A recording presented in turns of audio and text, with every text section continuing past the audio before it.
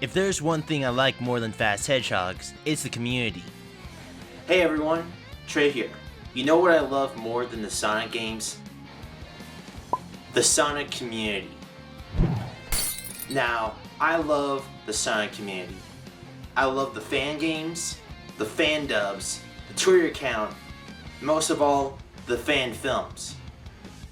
So last time, I reviewed Sonic 13. Many of you were quick to point out that all of you knew it existed. Long story short, I didn't enjoy that film, but it got me thinking. It got me thinking about all the fan projects that I've watched over the years.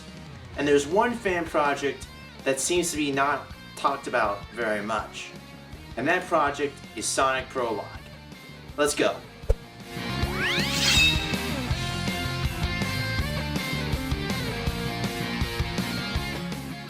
Sonic Prologue is a 2014 Big the Cat music video about the origins of Sonic and Tails' bromance. The movie begins with Tails hanging out by the cliff. Sonic comes up. They then reminisce over the day they met and how they stopped Eggman. Then it cuts back in time to Sonic riding his own airplane. We get this cute little intro of him soaring over the island, and we get this remix of Sonic CD's Japanese theme.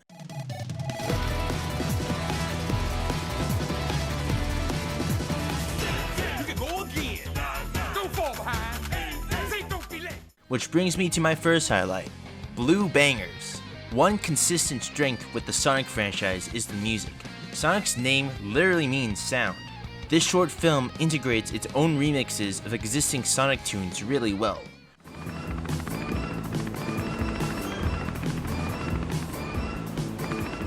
One pet peeve I had with Sonic 13 was that its music was forgettable. Now, you don't need good music to carry a good story, but it goes a long way of elevating the experience. So yeah, this movie soundtrack is full of bangers. Anyway, Sonic waves to a few woodland creatures. He lands on the beach, then it cuts to a night in the woods. Sonic fights some bee robots. He does his finger taunt from the Sonic 1 title screen.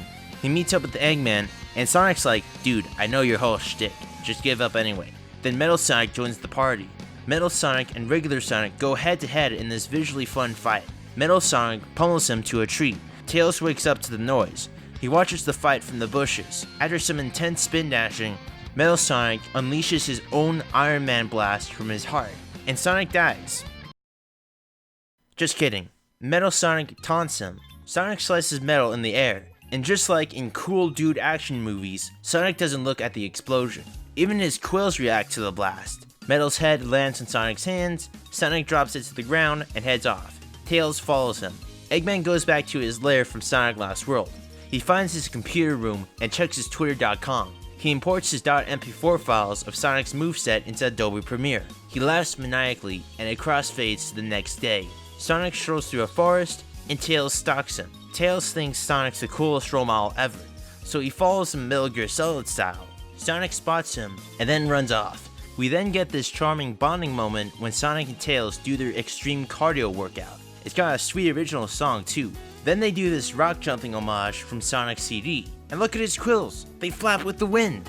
Speaking of quills, I actually like the animation. It has that janky mechanical quality you see in some other Source films. But what makes up for this are the expressions and personality. Sonic's face alone exhibits so much of his trademark edge. The posing and staging is also really good. It also helps with how Sonic's quills react with the environment. Like in this moment, his quills actually push up against the rock. When was the last time you've seen this in a Sonic game? It might be a part of the Source physics engine, but it goes a long way. Of course, the animation isn't Sonic Adventures level, but considering that everything was animated by one guy, it makes it even more impressive. So anyway, Sonic outruns Tails and loses him in the forest. We cut to later in the day, when Tails stumbles upon Sonic's airplane. Sonic sleeps beneath its wing. Tails checks out the cockpit anyway, then bam! Eggman bombs the beach like it's Mount Fuji. Eggman flies into the island.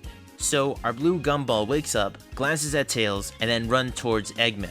Then it cuts to nighttime in the present. Tails and Sonic hang out in the woods. Amy and Knuckles run in with news of Eggman's newest plan.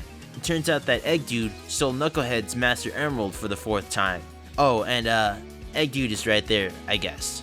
Sonic and Tails go after him. Amy's like, hey, what about us? Tails is like, yeah, we'll see you in the sequel. Sonic and Tails fly after Eggman. Then we get another flashback. Tails tries speaking to Sonic, but Sonic's had enough of his stalking. Sonic goes, "Dude, what do you want?" And Tails is scared for his life. They exchange their names. And Sonic's like, "Yeah, you can join me. Just make sure you keep up this time." Then it flash forwards again to the present. Sonic and Tails charge directly at Eggman. Roll credits. Sonic Prologue is a very enjoyable short film. The characterization for Tails and Sonic is very well handled. Sonic was the right amount of cocky, serious, and wisecracking without being overbearing. The dialogue is great, it's snappy, and I chuckled a few times. Well, I gotta give it to you. He looks pretty cool. It's kind of a shame I have to trash it. And for its 25-minute runtime, it moves at a great pace.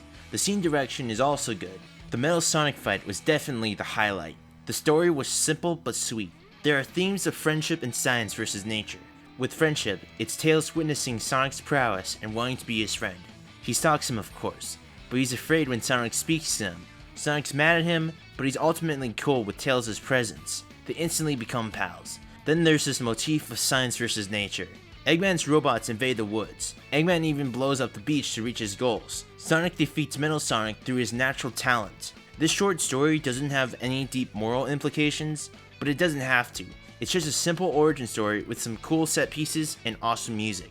And it delivers on that. My only complaints are on the technical side. In a few scenes, environmental shadows are completely non-existent, and a few lighting choices are questionable. Like in some shots in the dark forest scene, you can barely see anything. In one instance, the only thing you can see is Tails' eyes, and even then, it's only his eyes, nothing else. It's true that the source engine was 10 years old when this film came out. Of course, it doesn't have the most robust filmmaking tools, but still, they can still improve the lighting. But this film is even more impressive when you consider this. It was made primarily by 2 people, which brings me to my next highlight, Passion Project. If there's one thing I adore about this community, it's their undying passion for their work. Of course, the men behind this film had help from their friends and family, but still, they had 0 resources and made the film anyway.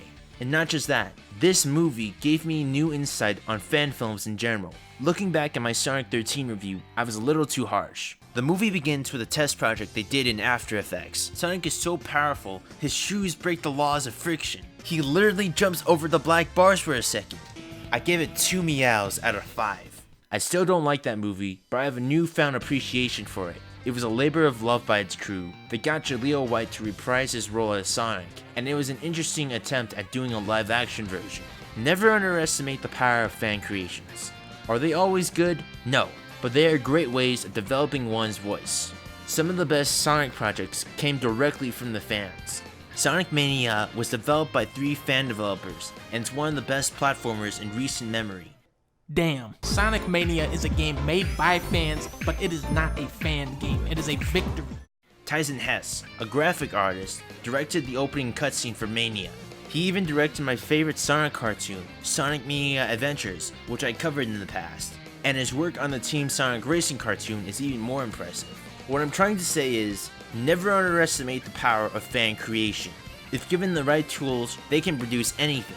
And Sonic Prologue is one fruit of those labors. It might not have the technical polish of Tyson Hess's work, or the ambition of Sonic 13, but Sonic Prologue is still worth watching. I give this movie 3.5 chili dogs out of 5.